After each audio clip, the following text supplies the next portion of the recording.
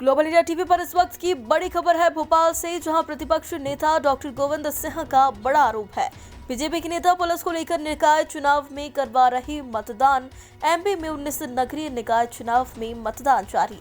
विधानसभा नेता प्रतिपक्ष डॉक्टर गोविंद सिंह ने प्रदेश सरकार पर लगाए गंभीर आरोप।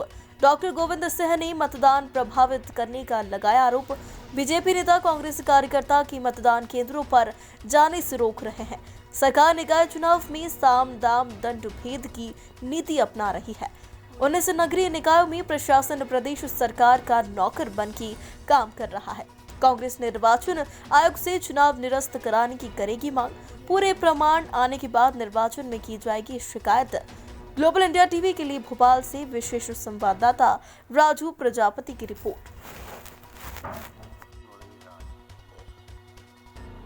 मध्य प्रदेश की भारतीय जनता पार्टी के सरकार के समय नगरीय निकाय पंचायत के चुनाव पूरी तरह से प्रजातंत्र का गला घोंटने का काम हो रहा है।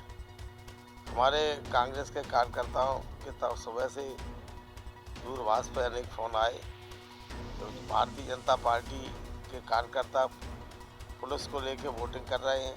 हमारे कार्यकर्ताओं के आईडी कार्ड शीट का मतदान केंद्र पर नहीं जाने दे रहे।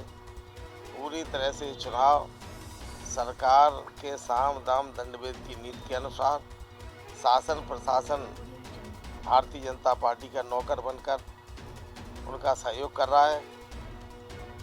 इस बात की पूरी जानकारी प्रमाण हमारे पास आने पर मैं चुनाव आयोग से इन चुनाव को निरस्त करने के लिए मांग करूंगा। इसके साथ में भारतीय जनता पार्टी का सर्वे से हमें कोई मतलब नहीं। जनता का सर्वे मैं मानता हूँ। जनता ने यह तय कर लिया है, प्रदेश की 8 करोड़ जनता ने आगामी 2023 के चुनाव में भारतीय जनता पार्टी का सफाया करने का निर्णय है। उन्होंने लोहा गर्म कर रखा है, चोट करना बाकी है। जिस दिन वोटिंग होगी पूरी जनता जवाब दे के भारतीय जनता पार्टी का मध्य प्रदेश से सफाया कर देगी। मैं तो लगातार कई सालों से इस बात को मुख्यमंत्री से अनुरोध करता रहा हूँ। अभी हमारी बात पर विश्वास नहीं था। अब आपकी नेता पूर्व मुख्यमंत्री जो आपसे पहले रही है, अब उन्होंने मेरी बात को प्रमाणित कर दिया कि मध्य प्रदेश में अवैध उत्खनन घड़ियाल सेंचुरी में और पूरे प्रदेश में करोड़ों की लूट बिना रॉयल्टी के शरारती माफिया और भारतीय जनता पार्टी के नेताओं द्वारा की जा रही है।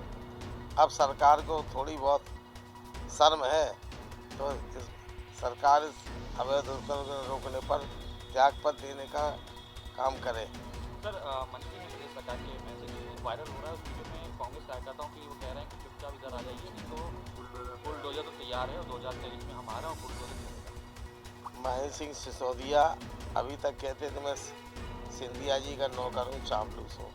जिसका कोई खुद की राजनीति में अहमियत नहीं हो, वो इस तरह चापलूसी करने का काम करता है।